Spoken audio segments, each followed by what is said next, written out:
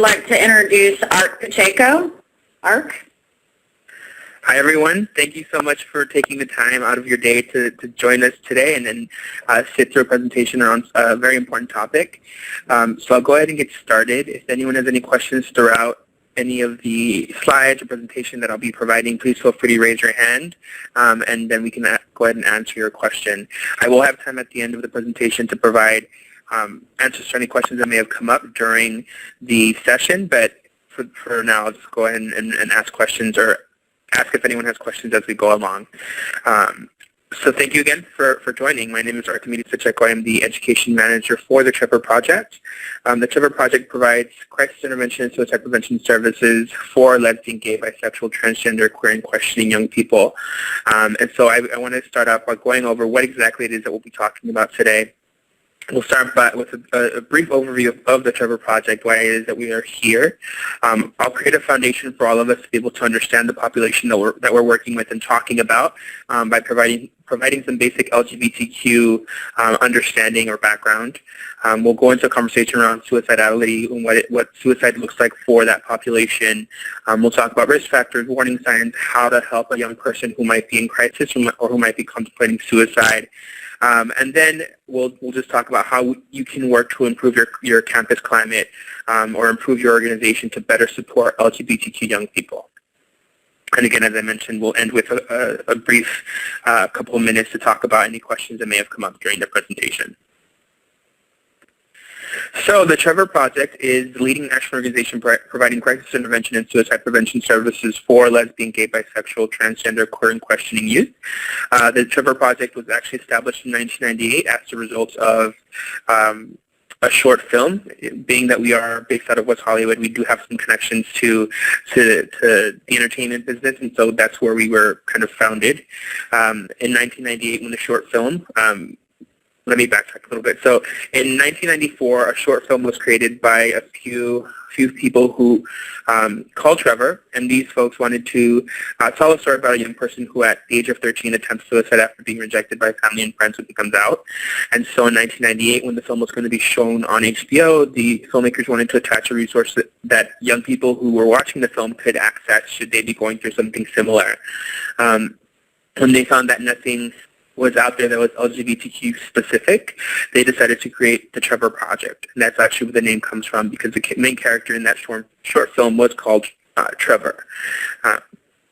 And so that is where our basis is, where we came from. So let's talk a little bit about the people that we are working with, specifically the population that is LGBTQ. And I want to provide you all with a basic foundation so we all can start on the same page before we even get into deeper issues that this population is facing, like suicide. So let's start by understanding the basics of sex, gender identity, and how that can influence or how that affects this population. So sex is a medical term used to refer to genetic, biological, hormonal, and or physical characteristics, including genitalia, which are used to classify an individual as female, male, or intersex at birth. So sex is equal to genitals, hormones, chromosomes. It's our physicality. It's exactly what we're born with and what physically we have as people. When we're talking about gender, that is a social construct based on a group of emotional, behavioral, and or cultural characteristics that we have attached to people based off of their assigned gender. So this is what we have created for ourselves to define or to establish what it means to be a man and what it means to be a woman. These ideas or these expectations, norms, guidelines, all of these things that we've established for ourselves are socially constructed. So they're not based off of anything that is attributed to our actual sex. It's not something that we are physically born with. In fact, something that we've established for ourselves as a society. This is what we say. This is what we say when we see a boy or a girl or a man or woman, and what our expectations are of how they should act, how they should dress, what they should do, how they should behave. All of that falls under the gender roles or the constructs we've established for ourselves as a society. One thing that's really important to remember is that sex is not equal to gender. Oftentimes what we find is that sex and gender get used interchangeably, But the reality is that these two things are separate concepts. Sex is something that we, again, are born with and something that encompasses all our physicality, while gender is something that we've constructed for ourselves, and they're not the same thing.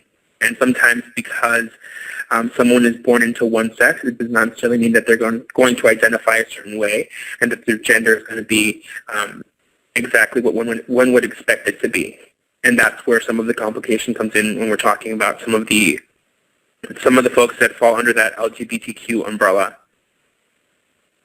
Gender identity is an individual's self-perception of inner sense of being man, male, woman, female, butch, femme, two-spirit, genderqueer, bigender, or any other configuration of gender regardless of one's physical anatomy.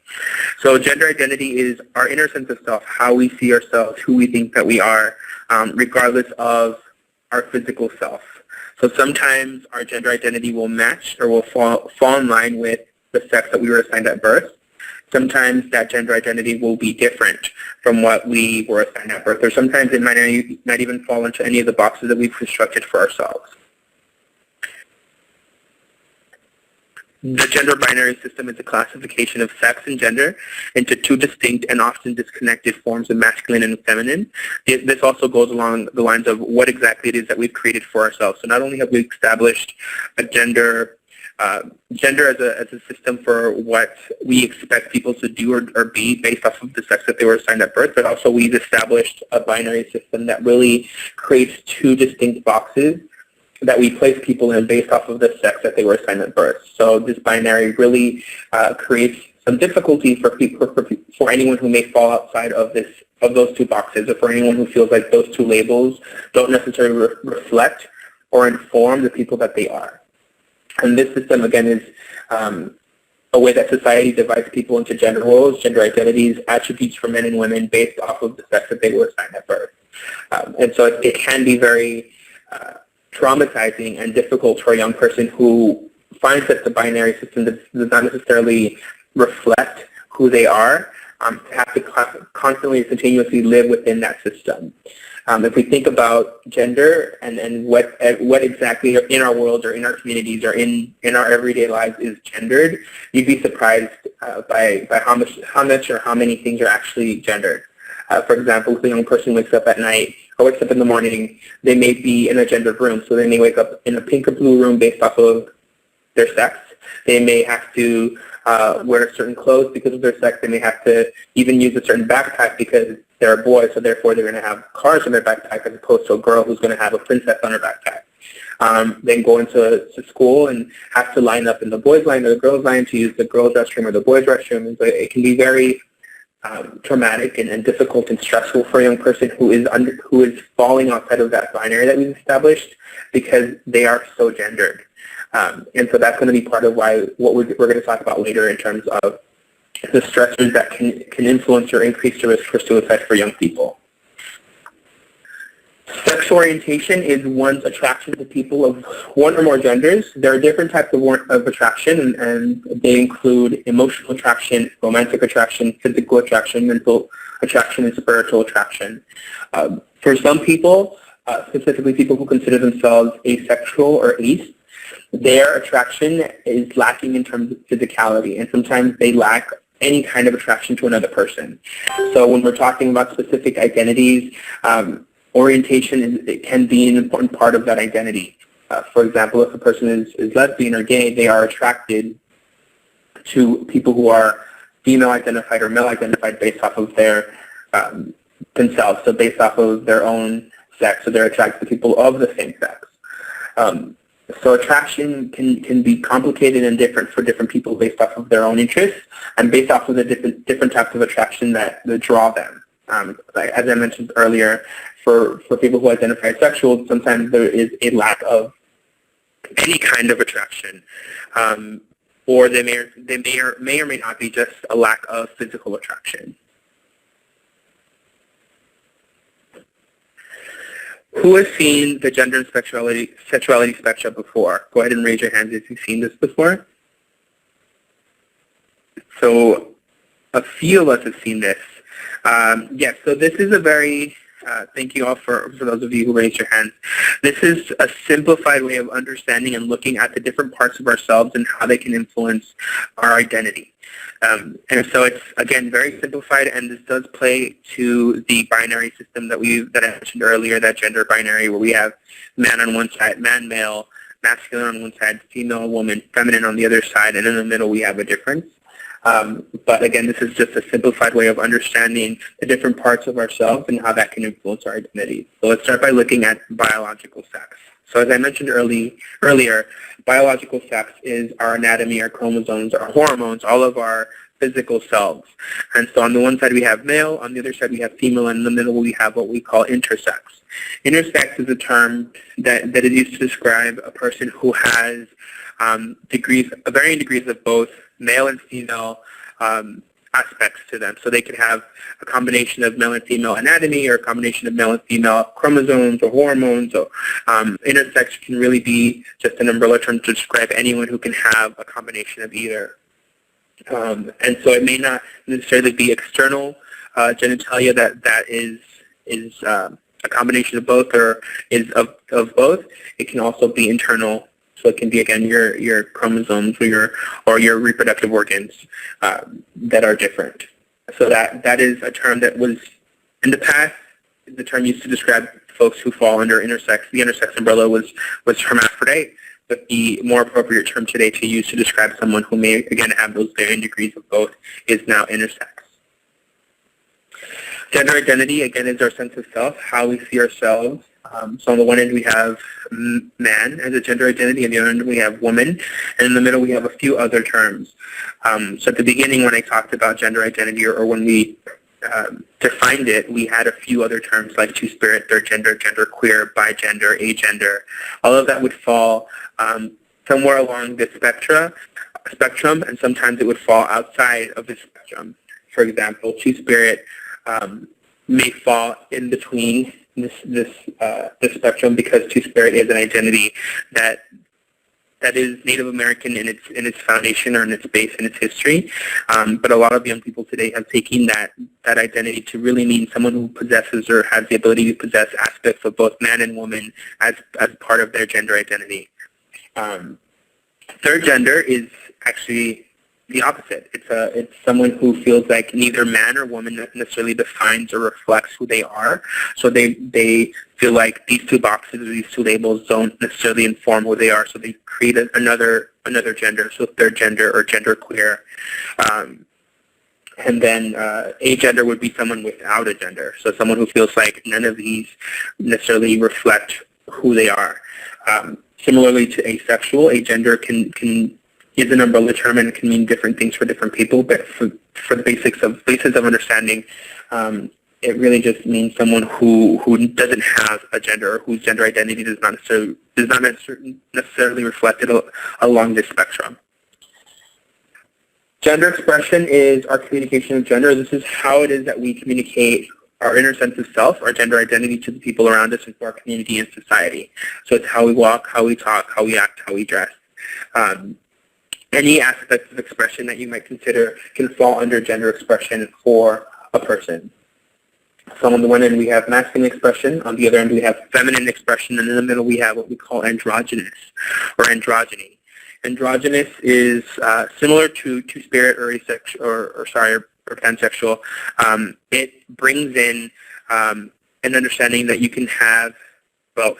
So androgynous really is an expression that plays with both masculine and feminine forms of expression to create a third expression to really reflect that person's gender identity, or who it is that they think that they are. Lastly, we have sexual orientation, and this is, again, our attraction, our romantic and erotic response to another person. So there's an attraction to women, an attraction to men, and then a few other terms that we have in the middle here that don't necessarily belong in the middle, but they're there to help us understand that there are other means of attraction or forms of attraction. So you have bisexual, which is an attraction to both men and women. This is not necessarily split evenly, so it's not that it's just because someone identifies as bisexual does not mean that they're going to automatically like everyone equally. So it's not going to be a 50-50 split. It can be different for different people. bisexuality or being bisexual really just means that you have a propensity or a capacity to be attracted to both men and women. Asexual, on the other hand, again, is that lack of attraction to other people regardless of their sexual orientation or gender expression or gender identity. It's just not having attraction toward another person. Pansexuality is having the ability or the capacity to be attracted to all people regardless of gender identity, gender expression, sex, sexual orientation. It really is being able to be attracted to and being open to be attracted to any person regardless of how they may identify, and really looking at that person for who they are and their personality as opposed to their sex or gender expression. Any questions about any of this information that I've gone over? I know it's a lot of information to throw at you all very quickly, but if anyone has any question, please raise your hand, and then we can go ahead and answer whatever question that may come up. Okay, so I see no hands. I'm going to go ahead and continue. If you have any questions, please feel free to ask them now or ask them at the end of the presentation. So now that we have an understanding of the population that we work with and that we are focusing on, I want to talk a little bit about what it is that we know about this population in terms of suicide. What is the risk? How high is the risk? So I'm going to share some specific statistics around the population so we can better understand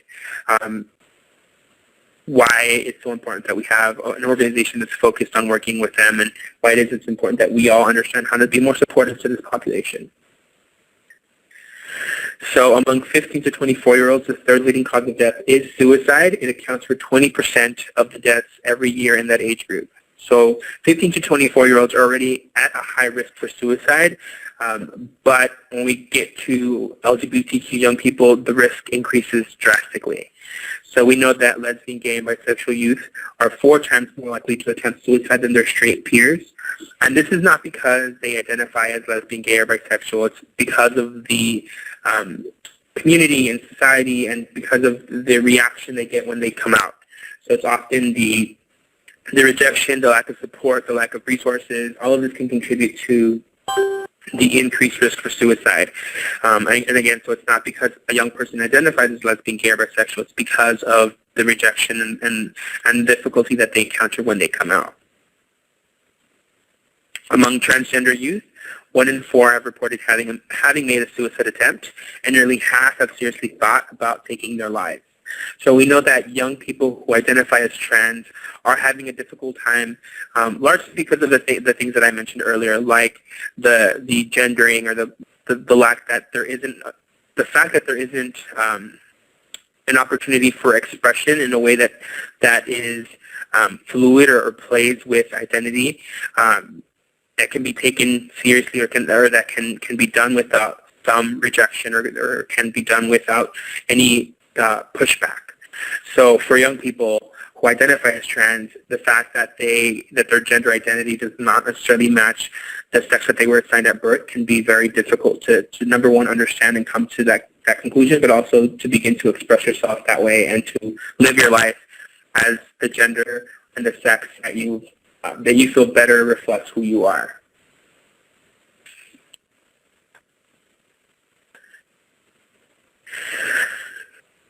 So one thing to note is that with transgender young people, there isn't a lot of research done with this population, and even the research that is done, it's difficult to get some specific statistics around the population because not a lot of young people identify as trans at an early age, and so it's difficult to understand what it is that they're going through. But we do know that the statistics that are listed on this slide actually are for adult trans individuals, but it helps us understand some of the difficulties that they've encountered and why their risk for suicide is so much greater.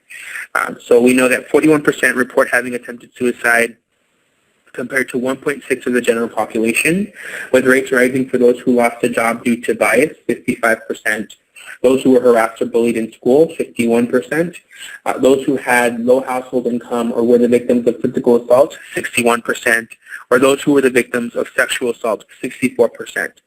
So we understand that because of the difficulties that trans individuals encounter and some of the discrimination and transphobia that they encounter, their risk for suicide can rise and increase based off of the experiences that they lived. We also know that lesbian, gay, and bisexual youth who come from highly rejecting households or families are up to 8 times more likely to attempt suicide than lesbian, gay, or bisexual peers who report no or low levels of family rejection. So oftentimes we forget that for young people, their families are so important, and their families are such a big source of support that if they lose that because they come out or because they express their identities as lesbian, gay, or bisexual, it can really chip away at their foundation for support, and that can increase the risk for suicide tremendously. We also know that more than 80% of lesbian, gay, and bisexual, transgender, queer, and questioning young people report verbal abuse, while 15% report physical abuse at school. More than 1/3 of LGBTQ young people will lose friends to the coming out process, which can include increased victimization. Losing friends both predict negative mental health outcomes, including substance use and suicide. So again, this goes along with what I continue to share about how important supportive systems and resources are important. Resources are crucial to this population because the lack of support that they continue to find or encounter can be traumatizing, can be difficult, so much so that it can increase the risk for suicide drastically. Lesbian, gay, bisexual, and transgender students report that 66% of them report having been the target of derogatory remarks, twice as likely as their heterosexual peers or counterparts. This is one of the things that we often don't understand or don't even acknowledge or don't think about, is that when young people go to college or go to graduate from high school, the situations for them may not necessarily get better. We often hear these things about these platitudes around things getting better for young people, things will change once you graduate from high school, things will be different. But even for some of those folks who do graduate from high school, who go on to college, it may not necessarily get better for them, because we know that they continue to encounter some of this rejection, some of this discrimination. Like 23% of LGBTQ students report having been harassed at their schools. And these are specific statistics to college students, so LGBTQ youth on college campuses. We also know that 38% of trans feminine and 31% of trans masculine students report being harassed. So again, there is this continued theme here that we encounter for this population of rejection, harassment, lack of support, lack of resources that all contribute to the risk for suicide. So one of the resources that we offer young people is a service called Ask Trevor. And on Ask Trevor, a young person is able to submit a question to us about anything that they have going on in their lives or anything that's bothering them.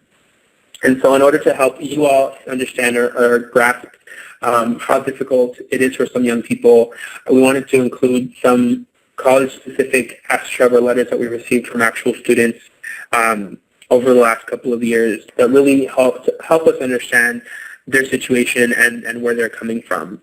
So this letter is from Chris, and it reads, "Dear Trevor, I'm currently a student at UCLA, a member of a national fraternity, and I'm gay. My problem is that very few people outside of my friends from high school and the close ones I've made at college know that I'm gay. The problem, though, is my fraternity. I love the friendship and brotherhood I've developed with them, and I'm scared that my coming out might take that all away. Realistically, I think that most of my brothers would be okay with my being gay, especially if I explained it more to them and how it doesn't change who I am. But even if there is just one who has a problem with it, I have no idea what I would do or how the problems could affect the entire fraternity. I just wish people could look at my character and everything I've accomplished instead of just the one detail. I don't want my being gay to label the entire fraternity as such. I just don't know if I will ever be able to be open and be myself with my brothers. I need some advice and possibly some suggestions on how best to come out to my brothers. I hope to hear back from you soon. Signed, Chris, age 19. So one of the things that we can take away from this letter is that this young person is in college and is at a more progressive school, then we would often not really question whether they'd be welcoming and open for LGBTQ students. But in certain college environments, like a fraternity, it can be difficult to be yourself because of the fear of how it would be taken by other people, as Chris here exemplifies.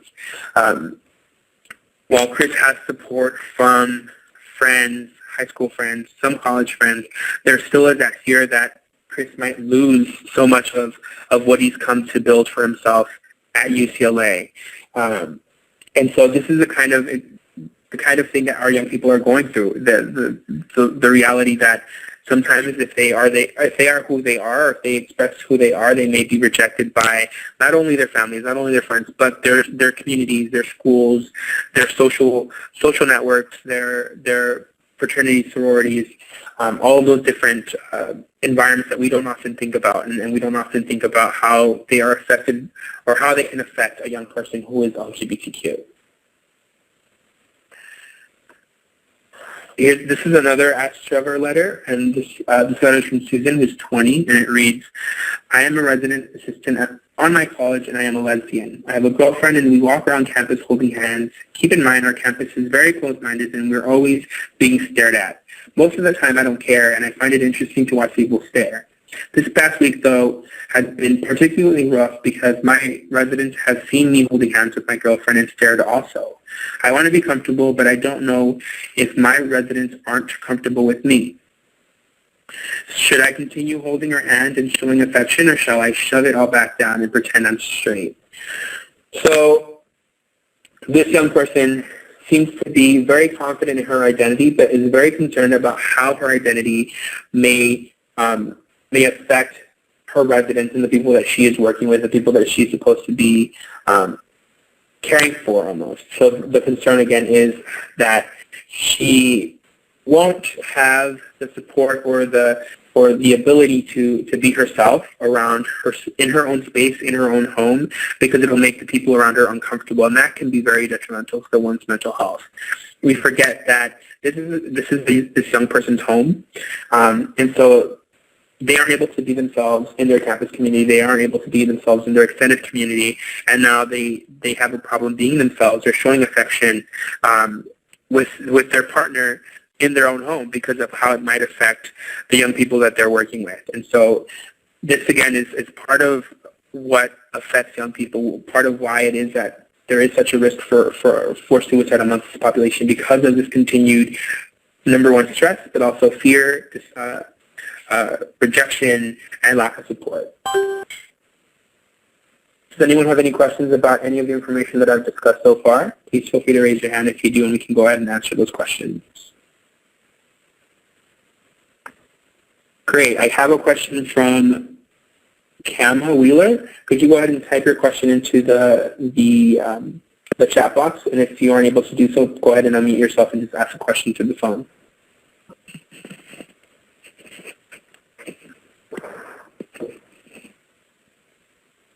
Hello?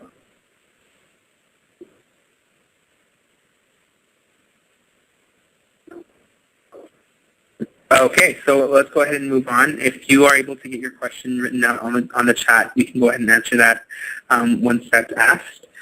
But until then, let's go ahead and just move on to the next slide. So now that we understand the risk for suicide for this population, let's talk a little bit about what the risk factors and warning signs of suicide are for the population itself. So to understand suicide risk, we need to understand what that means. So when we're talking about risk factors, we're talking about a trait, attribute, or characteristic that is associated with suicidality more than it is associated with not being suicidal. And there are two different types of risk factors. There are chronic risk factors, which are things that can increase your risk for suicide over time. And then there are acute risk factors that are associated with a greater risk in the near term, also called warning signs. So chronic risk factors are things that can contribute to suicide for a person over an expanded period of their life. Similarly to any physical health issue like heart disease, there are certain things that can contribute to the increased risk for heart disease, like a poor eating habits or lack of exercise, a family history of heart disease, all of these can contribute to your risk for heart disease over your lifetime. Similarly, there are specific risk factors that are chronic to a population that can increase the risk for suicide over a lifetime as well. Risk factors that are acute or warning signs are things that you can note in a person in that instance to understand that they are in fact suicidal. And then lastly, we have what we call protective factors, which are factors that reduce the likelihood of suicide and can enhance the resilience that may serve to counterbalance or counteract the risk factors for suicide. So protective factors really are the things that we can do to help balance that out or to help lessen the risk that there is for suicide for a young person.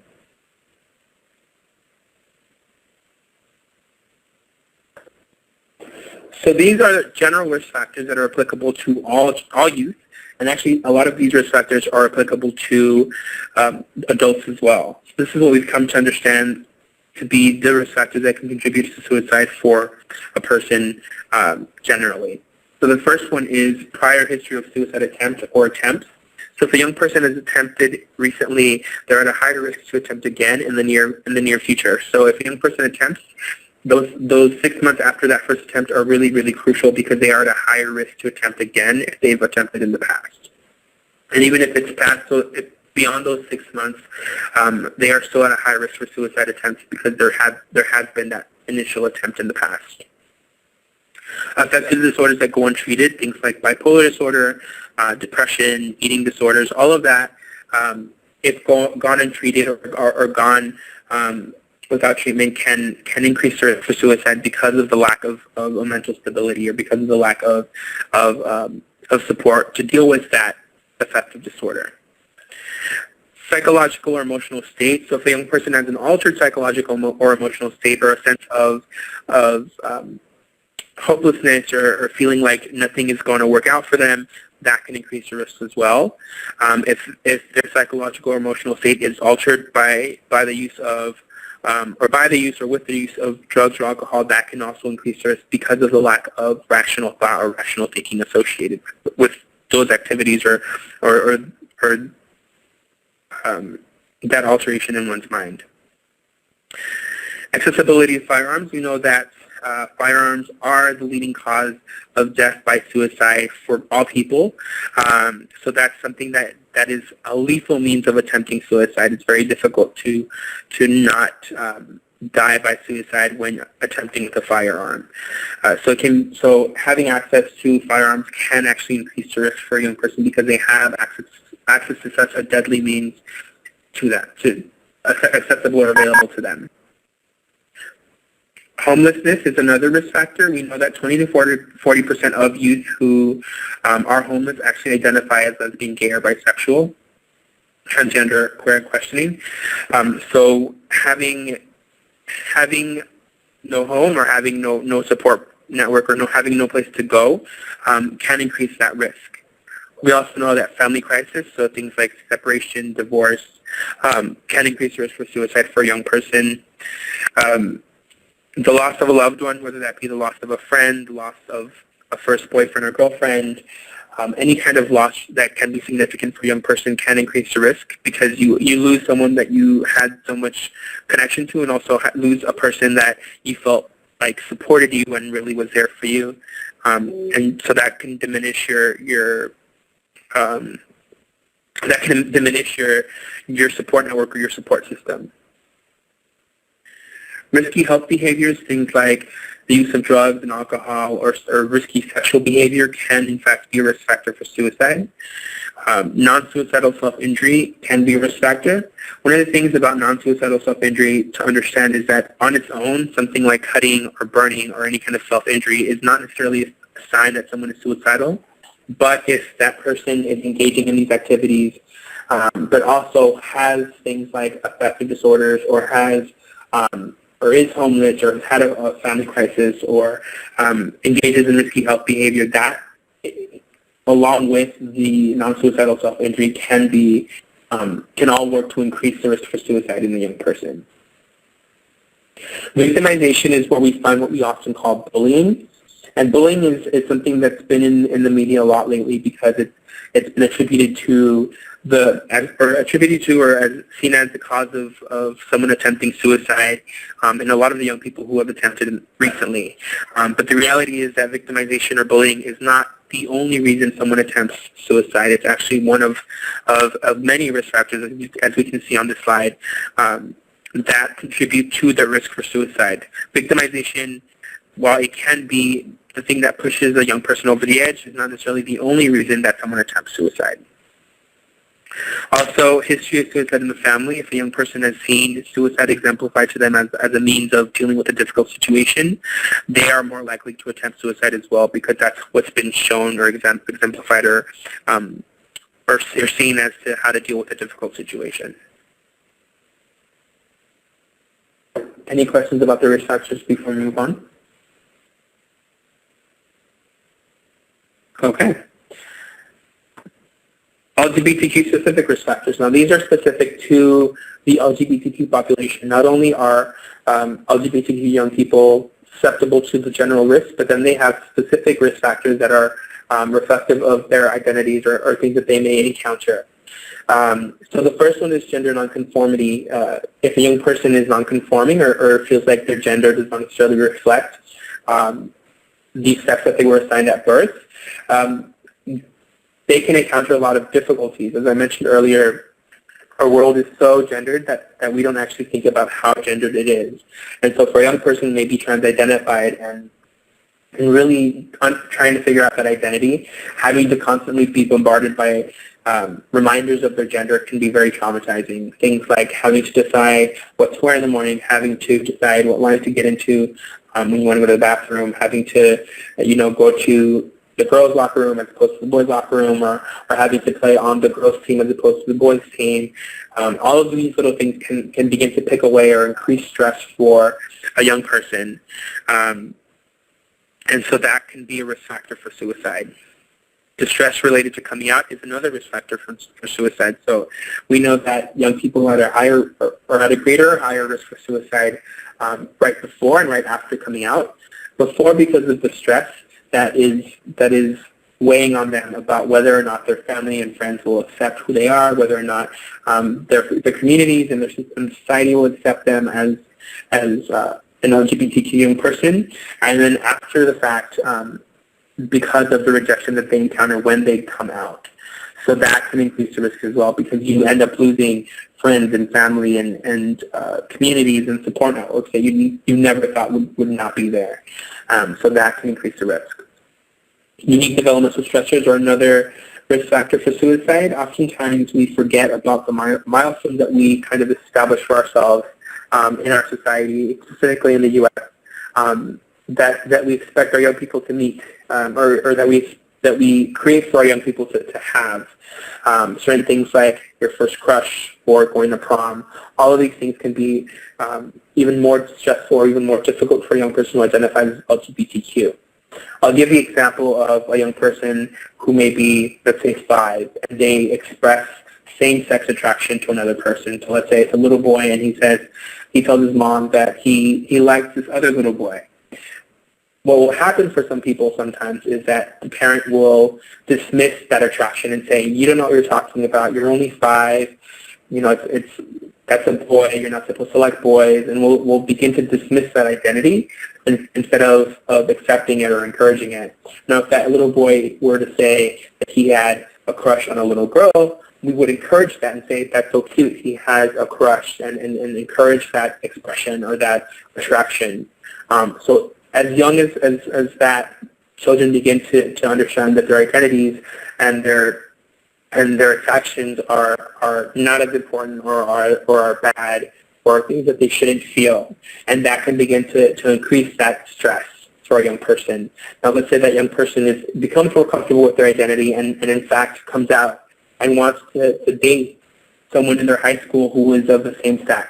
They can encounter a lot of pushback from people on their campus community because of that. So they may encounter some rejection from friends, they may encounter some rejection from educators, they may not even be allowed to take that same-sex partner to prom, they may not be allowed to wear what they want to wear to prom as well. So if someone is trans and they want to wear a dress as opposed to wearing a tux, they may not be allowed to do that in their school.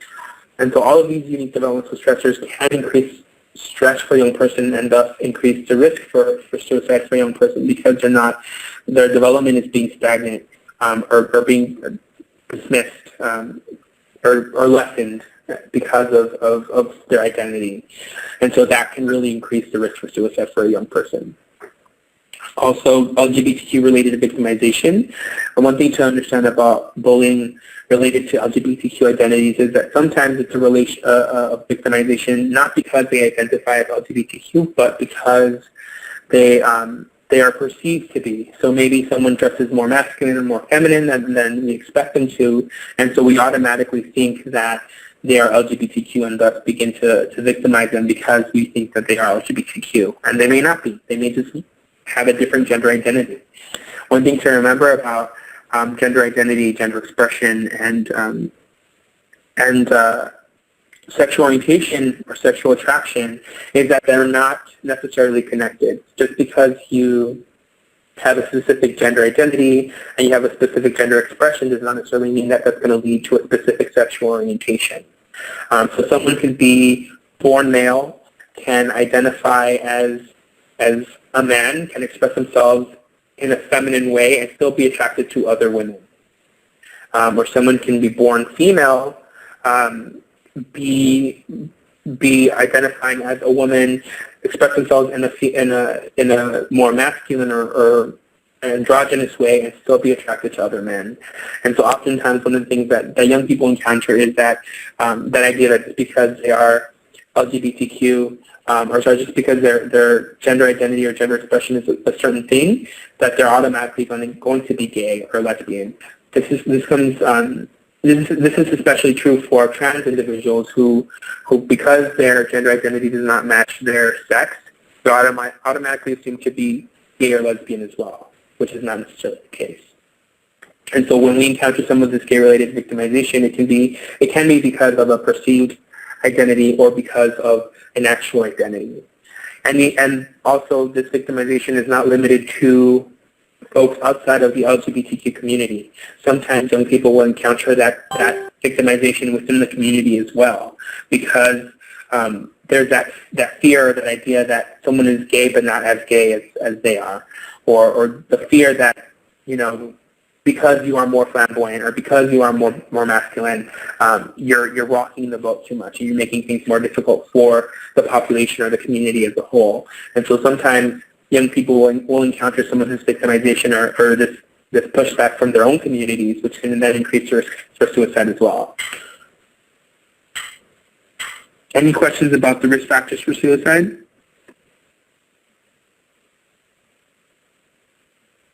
Great. So let's talk a little bit about bullying behaviors and how that's connected to mental health.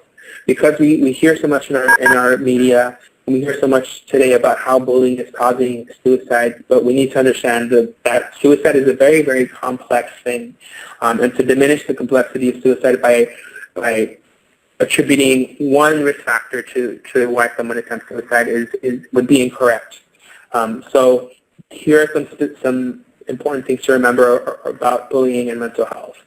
So LGBTQ-related bullying begins as early as elementary school.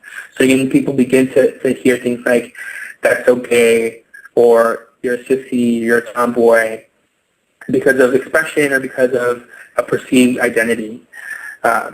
Younger people report more distress related to victimization and harassment around LGBTQ identities.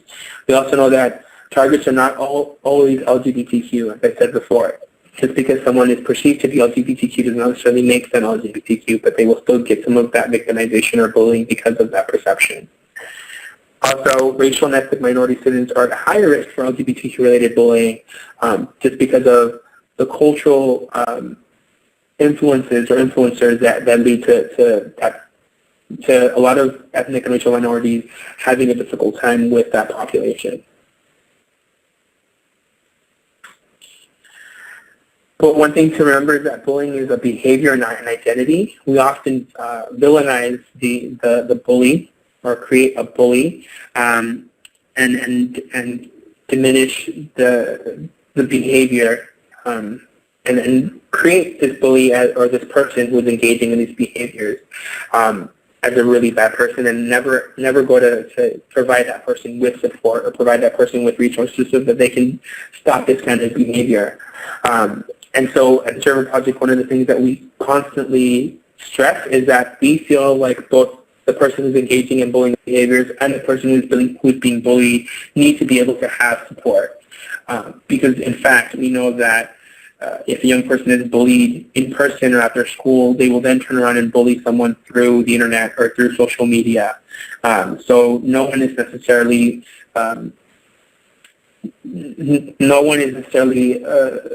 a villain or victim here. People who engage in bullying behaviors also need some of that support. The relationship between bullying and the risk for suicide is very complex. So it's incorrect to state that bullying is the only cause of suicide. As we saw in our risk factor slide, bullying was one of many different risk factors that can contribute to the risk of suicide. We also know that effective bullying prevention programs take a holistic approach. Zero tolerance policies and programs are not the best practice for creating safe spaces for young people. And this is because, again, not everyone is receiving the support, and oftentimes zero tolerance policies will target the wrong person. So if a young person is being bullied and then they react to the bullying in an aggressive way or they respond to the bullying in a violent way, they in fact end up getting reprimanded or even expelled because of their response to the bullying, and the person who's engaging in this behavior will then not have any repercussions for their behavior. And so, again, these zero tolerance policies for bullying behavior are not effective. Both young people who engage in bullying behavior and those who are targeted need support. So I want to make sure that we understand that, because it is so very important that both people get the support that they need so that they can create a safer space for themselves and also for their peers on their campus or in their schools. There's more information at the bottom of this slide. So for those of you who want more information around programs and effective means to decrease bullying behavior, you can go ahead and check out stopbullying.gov. It's a really great resource for more information. So I want to take a little bit of time to engage in activity with you all and try and see if this works. So what I want everyone to do is grab a sheet of paper. And once you grab a sheet of paper, go ahead and write 1 to 10 on that sheet of paper. So once you've written 1 to 10 on your sheet of paper, just go ahead and click yes on the feedback box so that I know that you're ready to move on.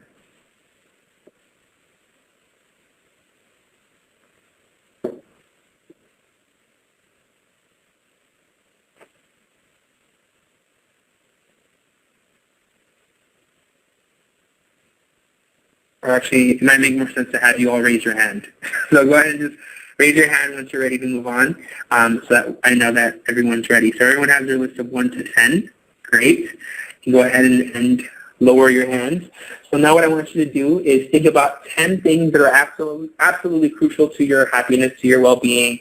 10 material things, 10 ideas, goals, people, your phone, your iPad, your car, your job, your aspirations, any 10 things that you feel are absolutely important to you to make you feel supported and happy. So we'll go ahead and write those 10 things. They don't have to be in any specific order. Just write 10 things that are important to you, and then raise your hand once you're ready to move on.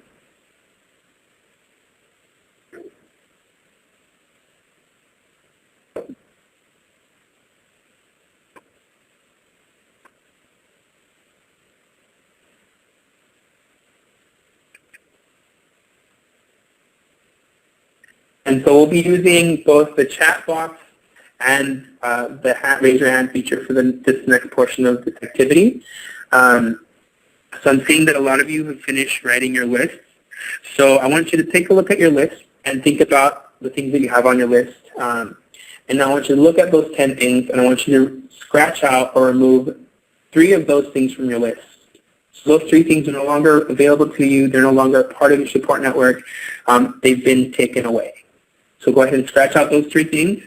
And if you want to share what that felt like to lose those 3 things, please go ahead and raise your hand, and I'll go ahead and have you share by writing that in the public chat box.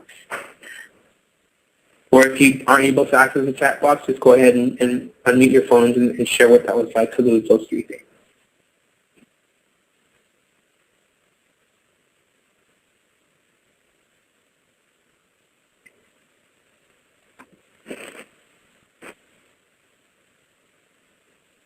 So Mary wrote, "It felt horrible. I didn't want to let them go. I felt very upset." So it can be very difficult to lose 3 things, right? To lose 3 of your 10. I mean, 10 isn't a lot to begin with, but now you've lost 3 more things. Anyone else want to share what it was like to lose 3 things?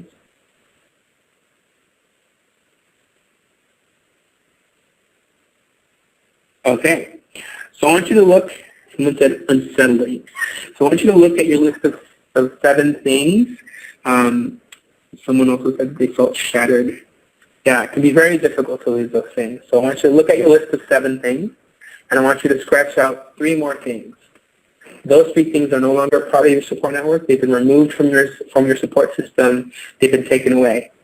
So remove 3 more things, and again, they don't have to be in any specific order. Just remove 3 things that you feel like you can do without at this point. And once you remove those 3 things, please share what that was like in the chat box.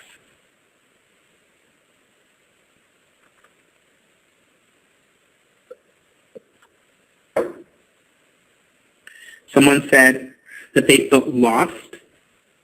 Someone refused to do it. So I'm going to have to ask you to do it anyway.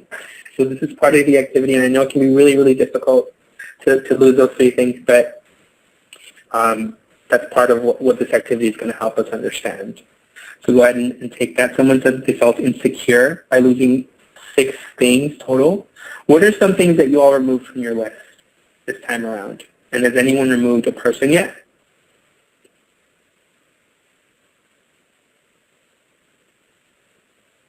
So someone shared that they removed substance, diet, and I start compensating. Oh, I feel it's a subsistence diet, and I start compensating. What are some things that you all removed from your list?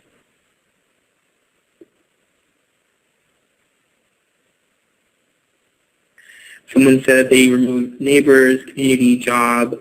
Other folks removed happiness, home, car, family support. Was it different to lose a person as opposed to losing an object at this round? For those of you that removed people?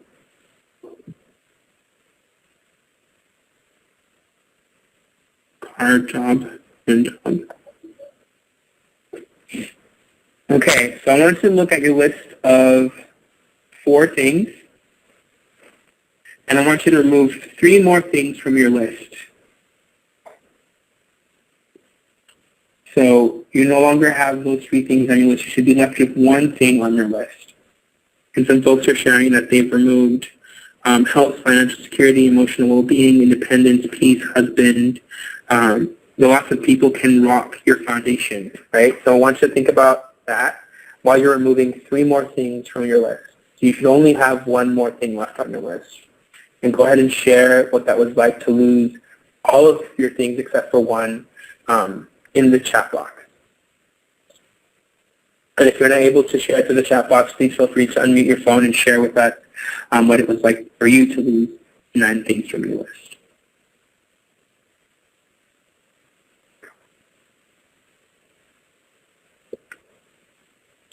Someone says that they can't remove 3 more things. It can be really difficult. Someone said that it was devastating to lose those 9 things. Someone said that they left God and would likely go to the book of Jobs to see how he coped. Someone says they removed love, peace, spiritual, and wholeness. Someone is feeling lost, alone, and a failure, negativity setting in. So it can be very difficult to lose so much that we often think or just assume will always be there, right? And it can be very unsettling to not have what you've always counted on, like your family, like your friends, like job stability, like future aspirations. And only being left with 1 thing can save you from falling over or jumping over the line to suicide. But I want to thank you all for taking part in our activity. It can be really difficult to even imagine to lose these things. But this activity helps us understand why suicide becomes such an issue for young people who are LGBTQ, because they end up losing so much. And one of the things to remember is that while a young person may be scratching some things off of their list when they start to come out, sometimes they are scratched or removed from other people's lists because they come out.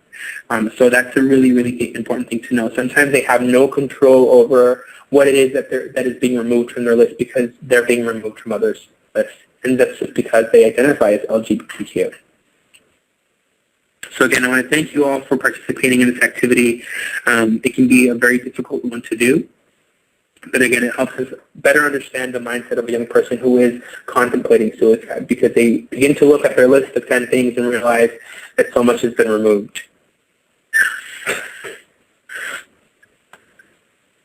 So let's talk about how we can support LGBTQ young people to better help the situation for them, to make that situation better for them. So a couple of things to remember on helping a young person who is suicidal. It's important to recognize the warning signs of suicide. It's also important to understand how to respond to keep young people safe, and understand the barriers to help seeking that young people encounter. So the first thing to understand is what are the warning signs of suicide. So we talked a little bit about the risk factors, but the warning signs help us understand that a young person is in fact suicidal. So if a young person has a plan for suicide and they need to carry it out, that's a big warning sign for suicide. If they can tell you when, where, how, with what they would attempt suicide, they're at a higher risk than someone who is just simply contemplating it. So it's important that if a young person, if you interact with a young person and you realize that they are in fact suicidal, or you're thinking that they might be, that you ask about any plan that they may have, so that can better help you understand how far along in the process they are in terms of suicide and suicidal ideation. So if they're able to describe a formulated plan, they're at a higher risk than someone who is just simply contemplating it. Also, if a young person is expressing any suicidal feelings, this expression may not be necessarily a verbal expression. It can be a different type of expression as well. Young people are so much more connected to social media today that an expression through social media should be and can be taken very seriously. If a young person is expressing it through Twitter, through Facebook, through Tumblr even, those are all things to understand and pick up on. Also, if they're making final arrangements for themselves, like trying to decide who is going to take care of their pet, or who is going to, clean up after them after they're gone, who's going to take all of their things, if they start giving things away, those are all signs that someone is contemplating suicide. Again, any signs of depression that a young person may exhibit can be a warning sign of suicide. And depression can look differently for different people. So this doesn't always necessarily mean that they're going to be quiet and down and introverted. Sometimes it can mean that they're the opposite. So if a young person was super shy and reserved and all of a sudden becomes a risk taker and an extrovert and is loud and not really thinking about the consequences of what they're doing, that can be not only a sign of depression but also a sign that they are in fact contemplating or thinking about suicide. So it's important to note any changes in regular behavior. So if a young person is changing their regular behavior,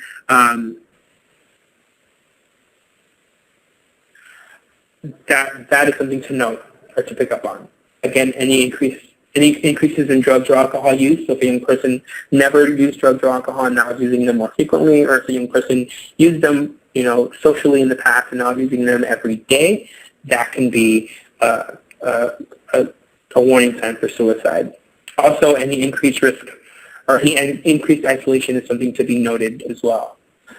And we have a question from someone asking how someone can you elaborate about the use of social media sites, for example, Tumblr? Sure. So Tumblr is a social media site that is used to share images, sometimes quotes, and different things that young people can find online. And one thing to pick up on is if a young person starts to share a lot of images or quotes or ideas that are based in or about death. They begin to have an obsession about death, or they begin to have an obsession around suicide, or images of young people, or images that show people engaging in suicidal behaviors or in cutting or things like that. All of those, that kind of use can show or can reflect suicidal ideation or someone who might be suicidal. So if a young person has always been preoccupied with death, that's one thing. But if a young person suddenly becomes to be so preoccupied with death that it infiltrates their social media, their Twitter, their Tumblr, their Pinterest, anything like that, that can be a warning sign of suicide as well. I hope that answered the question. Any other questions around recognizing the warning signs for suicide? Okay. So what are some things that you can do to help a young person in response to a young person who might be suicidal? So the first and most important thing that you can do is to listen to them. I think oftentimes what happens with young people who are suicidal is that they feel like they're not being heard or they're not being listened to. So something as simple as understanding where they're coming from and listening to what they're going through can be very powerful. And if you're listening, again, it has to be an engaged listening. It's not something where you're sitting at a computer typing away at something while they're talking to you. It has to be very much in the moment with them, understanding what they're sharing, and also accepting their feelings. So when a young person is sharing some things, it's not our place to judge what they're feeling. It's not our place to diminish what they're feeling. Rather, it's our place to accept the person's feelings. And oftentimes, this can be difficult because it might be something like a young person is feeling suicidal or feeling lost or feeling really upset because they lost their boyfriend of 3 weeks. And we think as adults, it's been 3 weeks, you'll survive, it's not a big deal. But if that person was the only person that they felt understood them or supported them or even was okay with their LGBTQ identity, losing that one person can be very, very detrimental to their mental health. And so it's important that we not only accept the feelings and accept that kind of loss, but that we connect that person to resources so that they're getting the support that they need. Don't be afraid to ask about suicide directly. One of the fears around asking directly around suicide is that if a young person isn't suicidal, that would put the idea in their head. But suicide is not a light switch that you can flip on and off. It's actually something that a young person, if they're in fact going through, has been thinking about or contemplating for a very long time. So asking about suicide directly is not going to put the idea in their heads. So making sure that you're asking about suicide directly, honestly, and as upfront as possible is very important. And if you're asking about suicide, you do so in a way that's free of judgment, that is not showing any of your fears around the subject. So don't ask about suicide in a way that would be perceived or taken in a negative way. Also, if you ask about suicide, ask about a plan so that you can better understand how far along in the process they are in terms of planning out this attempt or planning out a possible attempt. Remove anything dangerous while making sure to keep yourself safe. Express your concern. Let them know that you care. Let them know that you would be upset if they were gone. Let them know that there are other people in their lives that would care if they were gone. And then lastly, connect them to the appropriate resources so that they know how to access what's available to them. Any questions on how to respond? Great. So what are some of the help-seeking barriers that young people encounter? So we know that 40 to 68% of youth who are suicidal will turn to a peer or family member for assistance, and that's where it will end. Oftentimes, a young person who shares their suicidal ideation with another young person doesn't get the help that they need because fewer than 25% of their peers will tell an adult or will tell someone who can help them deal with that negative situation.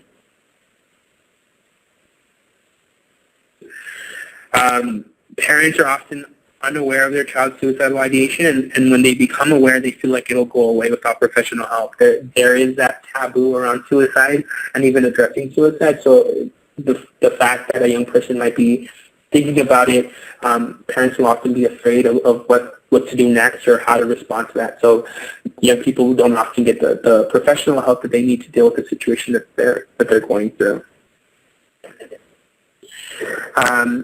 The majority of peers and parents believe that talking with someone about suicide will increase your risk. And as I mentioned earlier, talking about suicide directly does not in fact increase your risk. In fact, it is more helpful to do so, because if a young person isn't suicidal, they know that you're someone that they can approach or talk to about, if that becomes an issue for them, or if that becomes a situation that they find themselves in, and someone that they can trust and talk to if they need to. And lastly, young people are afraid to ask for help because of the fear that or perceived negative consequences that are associated with asking for help. So one of the biggest things that we want to do is really diminish and destigmatize help-seeking behaviors, because we want young people to understand that asking for help is a good thing. And so to also take on that mindset is very important, very helpful for young people, so that they know that asking for help is not a bad thing to do. In fact, it's the best thing you can do, especially in this kind of situation. Someone asked about 24-hour hotlines and if they were effective. So yes, if a young person is suicidal and if you don't know who else to turn to, if you don't know what other resources are out there, contact the 24-hour helpline like the Trevor Project Lifeline. We actually have a lot of trained counselors on the other end who are able to talk to young people about suicide, and also how to de-escalate a situation where a young person is suicidal, and can also provide that young person with resources in their area that they can connect with if they aren't sure about who to connect with themselves. So yes, 24-hour lines can be very helpful for a young person. So what are some things that we can do to promote resiliency in our young people? The first thing is effective clinical care. Making sure they have access to this care is also very important. Restricting the access to highly lethal means of suicide, like firearms or highly lethal drugs, can really reduce the risk for suicide in a young person. Allowing them to create strong connections to their school, family, and community, and also making sure that these schools are safe is very important. Encouraging any artistic, athletic, or academic achievement, making sure that young people have access to mental and medical health care, and also helping young people understand problem solving and create better coping mechanisms to deal with difficult situations, so that if a young person is suicidal, or if a young person is going through a difficult time, they know how to effectively deal with that in a way that doesn't necessarily push them into suicide or isn't healthy for them. And also encouraging any cultural or religious beliefs can be helpful. Some things that we can do to promote resiliency in LGBTQ young people. Making sure that they have connections to family, community, and school support is also very important. That they have things like gay-straight alliances on their campuses, or LGBTQ clubs that they can connect with. Making sure that they have access to LGBTQ-friendly social support networks, whether that be on campus in their schools or outside of their campus community.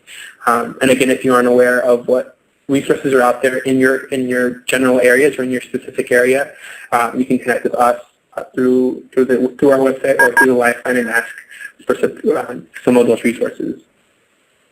And also helping them create coping mechanisms or develop coping mechanisms to deal with difficult situations can increase a young person's resiliency.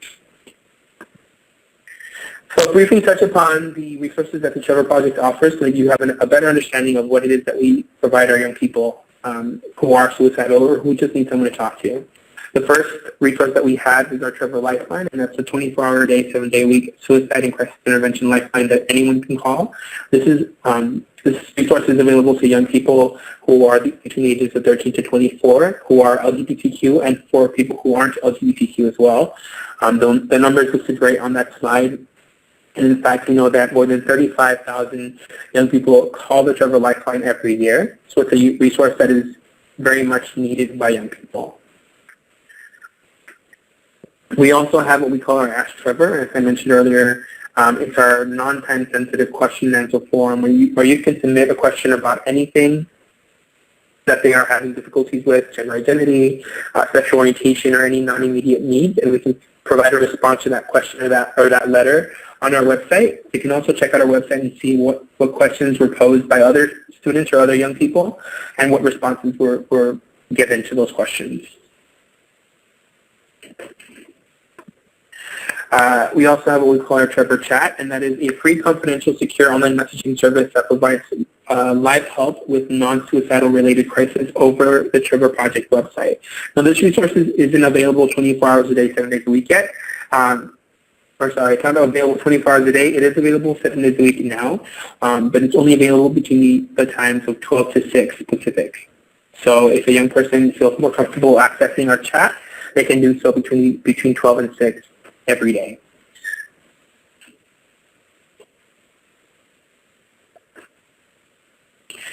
We also have what we call our Trevor Space, and that's our social networking site. It's kind of like our Facebook that we've created for young people between the ages of 13 to 24.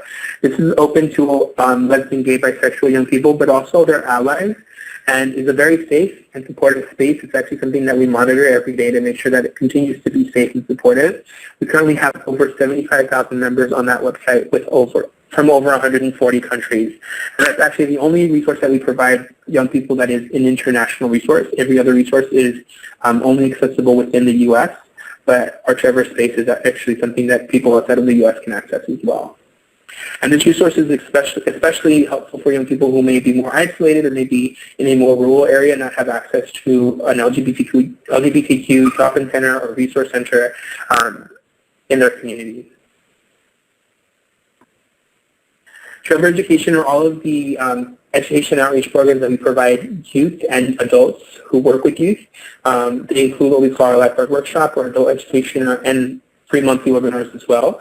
You can find out more information about what those resources look like on our website, thetrevorproject.org/Trevor resources. And we have a couple of resources that I'll get into. Our Lifeguard Workshop is where we have conversations with young people directly around suicide prevention and LGBTQ issues. And these are free of charge, so you can access them, or you can request one through our website. In most of California, you can actually have us come in and talk to young people directly around suicide and suicide prevention. We also have what we call our Trevor Resource Kit. These are educational tools that are free of charge as well, and you can be able to better provide these conversations with young people yourselves. So they have things like a curriculum guide, an activity guide, and things that you can do with young people to have these conversations or begin to have these conversations with them. We have our Trevor Education Lifeguard Workshop. This is specific to middle school and high school age youth. We are working on a college age youth activity and DVD, but this is something that is free and you can request on our website. Also, we have this new partnership with Cognito Interactive, and actually you all can access this through the community college system. So if you're wanting to, please check in and see who you need to talk to access these. I think it's, I'm not sure exactly who the person is, but these are available to you as well. And these are 30-minute trainings that we've created with Cognito Interactive to talk about LGBTQ issues on campus. And they're really interactive, and they're actually, I think they're kind of fun, but it's something that you can do and take the time to better understand what it's like for LGBTQ students on your campus. And so it takes on different, you take on different roles. You take on the role of an educator, someone who works as an administrator, and someone who is trying to refer students to resources to better understand how to do so in an effective, supportive, and welcoming way to LGBTQ young people. And that is called LGBTQ on Campus, and that's for faculty and staff. And again, and that's something that you all can access and have the ability to access as well. All right, so I'll take a couple minutes to quickly just go over what are some things that we can do to create supportive and inclusive campuses, and then I'll make sure to leave some time for some questions at the end. So if you're not really sure what resources you can access that are specific to college campuses, check out Campus Pride. They have a lot of really great resources that you can take on to better your campus community.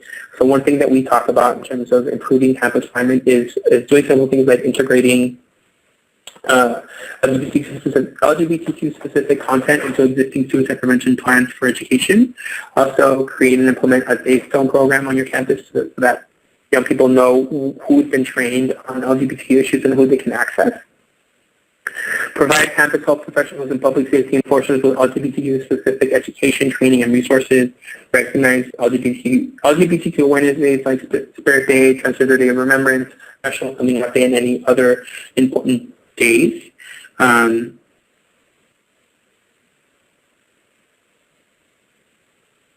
Develop inclusive policies that, like intake forms, transgender policies, and language, demonstrate institutional commitment by creating alumni groups, LGBT-specific resource centers, fraternities and sororities that are LGBTQ inclusive, and making sure to continue to respond to any LGBTQ bias or bias-based incidents that happen on your campus. Offering comprehensive counseling and healthcare, improving access to retention efforts, improving campus housing efforts that are gender neutral, like gender neutral restrooms or gender neutral housing, and lastly, integrate LGBTQ issues and concerns into curricular and co-curricular education. And this last slide provides some more information that is specific to LGBTQ campuses, or to providing campus safer campuses for LGBTQ students. So we've reached the end, and one thing that we like to remind everyone of is that one supportive adult in an environment can decrease an LGBTQ youth risk for suicide by 30%, and you can be that one adult or that one person for that young person or for a youth. So making sure that you continue to be supportive and helpful can be very, very powerful. Our vision at the Trevor Project is a future where the possibilities, opportunities, and dreams are the same for all youth, regardless of sexual orientation or gender identity, and that's really what's focusing or leading our work, and that's what we're trying to get to. So I have a couple of questions that have been asked prior, so I'll go ahead and answer what I can now.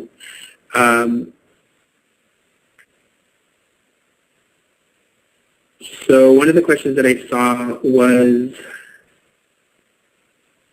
I'm trying to look these up now. If anyone has a question, please feel free to ask that question over the phone now while I try to find some of the other questions that were asked.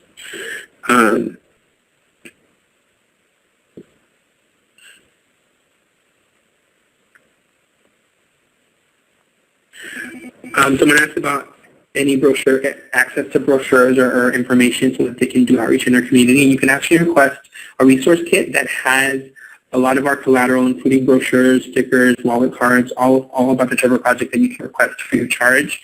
And that's something that you can access through our website. So just check out our website, and that has information on how to request a resource kit so that you can begin to do some of that outreach work or provide that information for your campus community.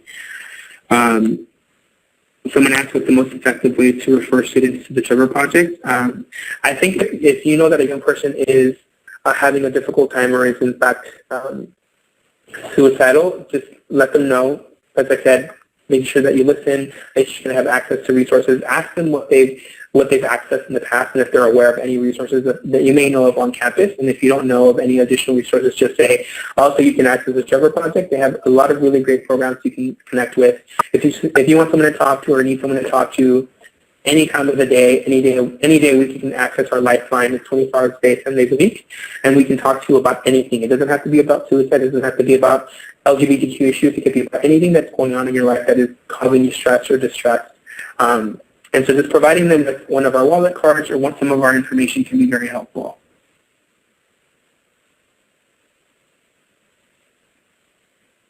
And then the other question was related to Cognito Interactive, and so you all have access to that. And there's some more information on the chat box about how those courses are provided. They're provided to you all at no cost, so you can access those if you're interested. Does anyone have any additional questions?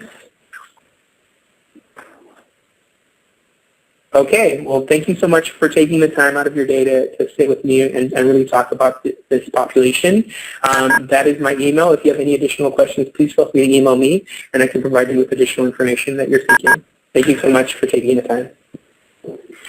Yeah, and thank you, Art. This is Amy Springmeyer, again, with the Training and Technical Assistance Center, and we just want to remind you that we are here as a resource for colleges, and we offer no-cost training and technical assistance. And as mentioned, the Cognito Interactive trainings are also available to colleges at no cost. If you're interested in receiving or learning more about the Cognito courses or training and technical assistance for your campus, be sure to visit our website for more information. Lastly, as you begin to log off and close out of the webinar, there will be a short evaluation form that will pop up on your computer screen. We would really appreciate it if you took a moment to complete it and provide us with your feedback. Again, thank you for joining us, and have a great afternoon. Yes, this is Amy. Amy, how do we get the PowerPoint? The PowerPoint and the webinar will be archived on our website. And I believe if you registered, the reminder email should have had an attachment with or a link to download the slides. But again, it will be archived. And if you want to email me directly, I can. That'll remind me. I can send it out to you as well. I'm actually out of the office today and tomorrow. Amy, this is Joanne. I'll just pull up all the registrants for the webinar and just resend it out to everybody. Oh, thank you so much. That works too. Thanks, Joanne. Uh-huh.